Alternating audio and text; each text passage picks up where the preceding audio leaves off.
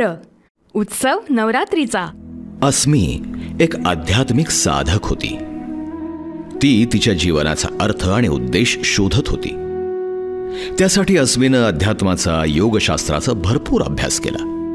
त्यामुळे ती योग आणि ध्यानापासून ऊर्जा उपचारापर्यंतच्या वेगवेगळ्या आध्यात्मिक पद्धतींकडे आकर्षित झाली.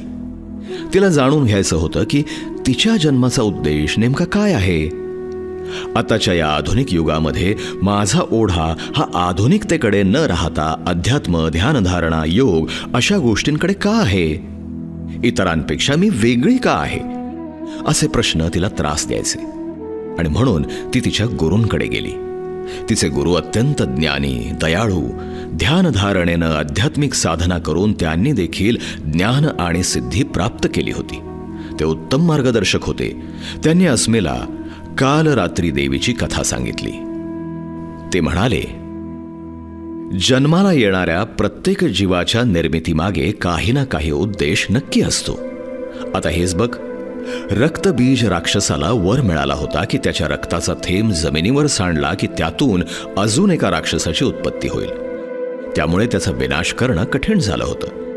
म्हणून देवाधिदेव महादेव यांच्या विनंतीवरून देवी पार्वतीनं रक्तबीजाचा वध करायचं नियोजित केलं आणि त्याच्या वधासाठी तिनं स्वतःच्या तेजानं, ऊर्जेनं कालरात्री देवीची निर्मिती केली. जेव्हा देवी दुर्गेनं रक्तबीज याचा वध केला त्यावेळी देवी कालरात्रीनं रक्तबीजाच्या अंगातून साडणारं रक्त जमिनीवर पडण्याच्या आधीच प्राशन केलं. कालरात्रीचं रूप हे उग्र आहे, भयावह आहे, पण त्याच वेळेला त्या रूपाच्या निर्मितीची गरज होती. तो बदल हवा होता.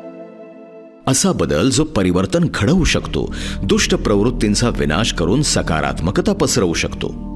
लक्षात ठेवा अस्मी, आपण इतरांपेक्षा वेगळे आहोत ही गोष्ट सकारात्मकतेनं घेतली तर तुम्ही देखील परिवर्तन घडवू शकता.